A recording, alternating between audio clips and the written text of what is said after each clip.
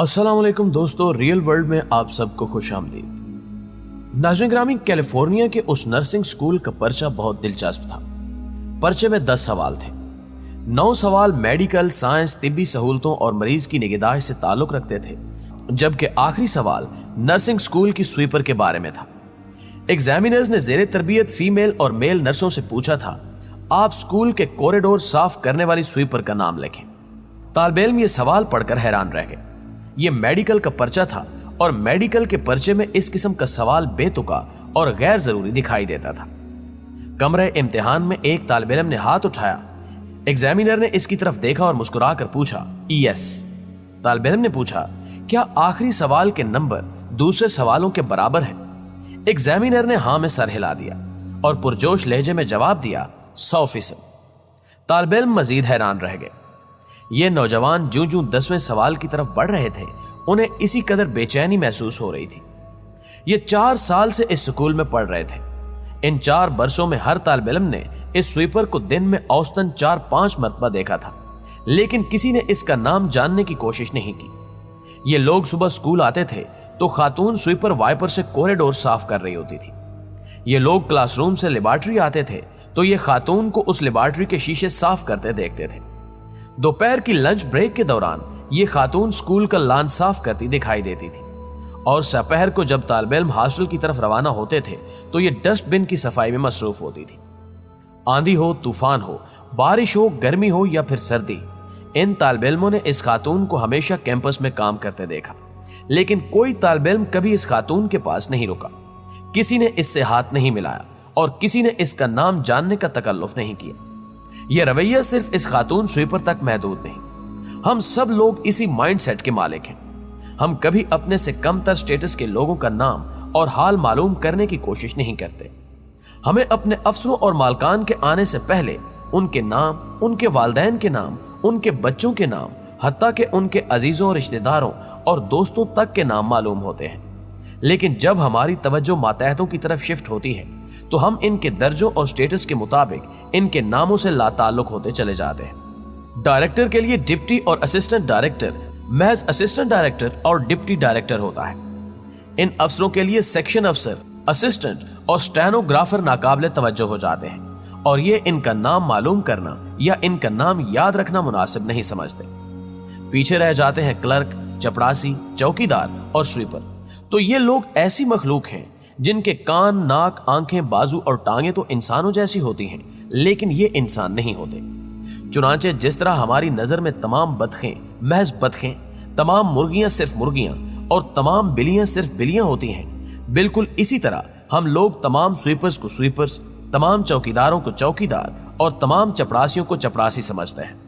और हमारा दिमाग ये समझने के लिए तैयार ही नहीं होता कि इन बेचारों का भी कोई नाम हो सकता है। शायद यही वजह है कि हम लोग कभी इनका नाम जानने या इनका नाम याद रखने की कोशिश नहीं करते। हम अपनी यादाश्त को सिर्फ बालाई तबकों पर इस्तेमाल करते हैं। इन तालिब इल्मों के साथ भी यही हुआ।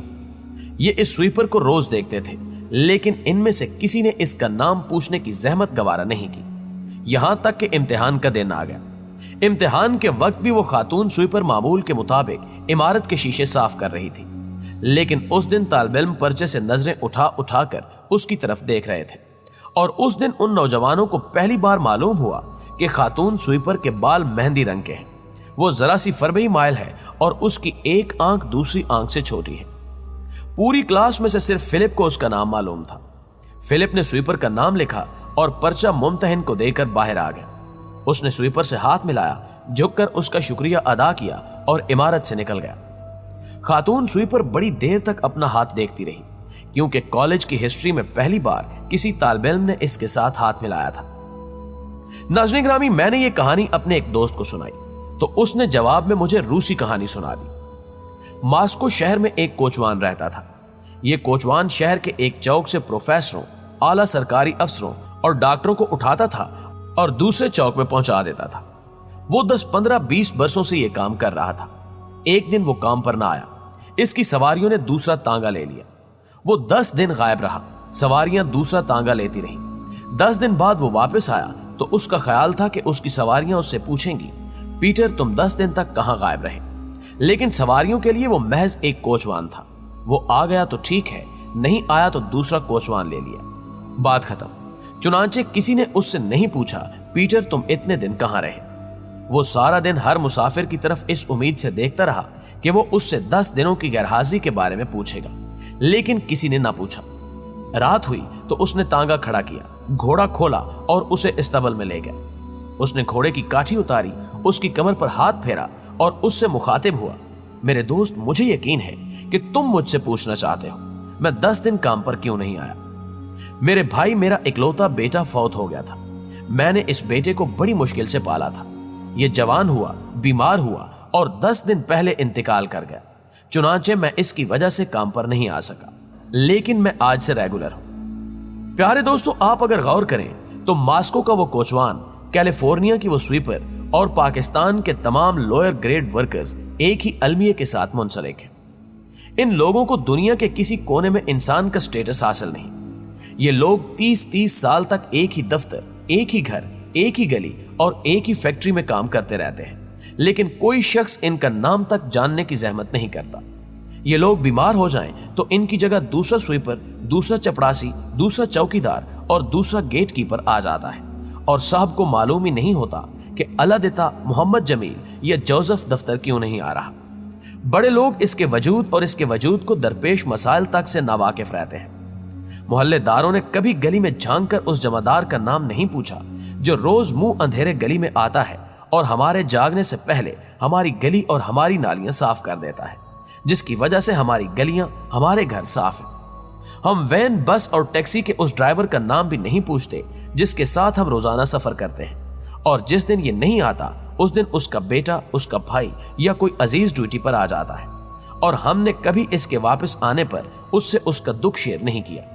हमने कभी नहीं सोचा माँ चपड़ासी की हो या चेयरमैन की, वो माँ होती है, और अगर ये माँ फौत हो जाए तो उसका दिल भी इतना ही दुखी होता है जितना हमारा हो सकता है।